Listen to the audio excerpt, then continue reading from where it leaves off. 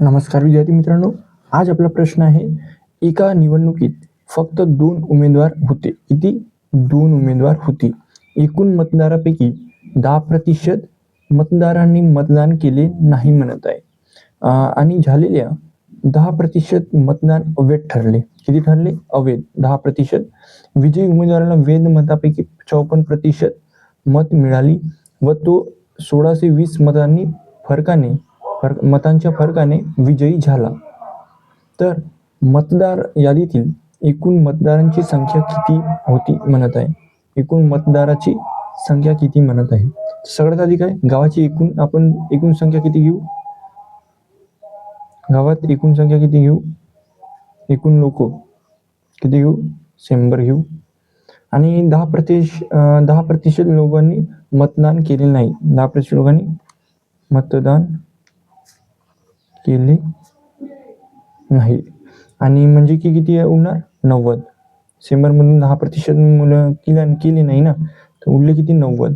आणि किती 10% अवैध ठरले. म्हणजे की 90 मधून 90चे 10 किती होणार.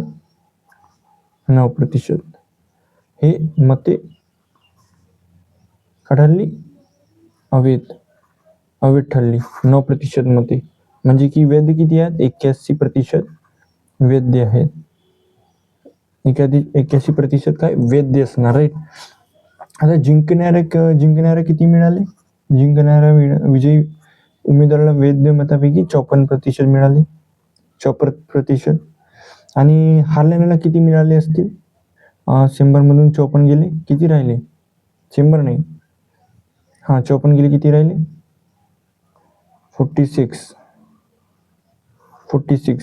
हारण्याला मिळाले. राईट.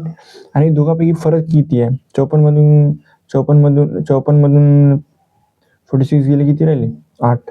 म्हणजे की 8 आपला प्रतिशत फरक आहे. म्हणजे की 81च्या किती प्रतिशत येणार.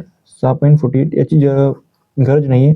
प्रश्नात काय म्हणजे प्रश्नात दिलेला आहे, एकूण मतदार फरक आहे विजयी ठरला. राईट.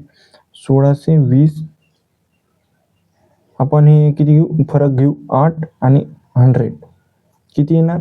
2, 25,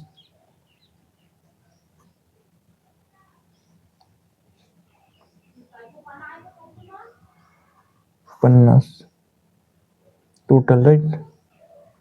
टोटल आपला हा आहे ना. आता काय म्हणते, आपल्याला विचारलेला आहे एकूण मतांची संख्या.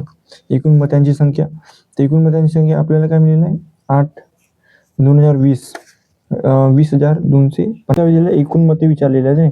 एकूण मतापैकी काय म्हणतात, म्हणजे एकूण मते म्हणजे की 100%. राईट. किती असणार. हे बघू 50, 25 आणि 90% आणि हे 100. सॉरी, इथं 0 येणार. राईट. 50 येत आहेत. राईट. इथे हा गेलं.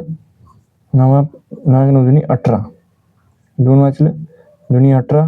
4 वाचलं. 9 5 45.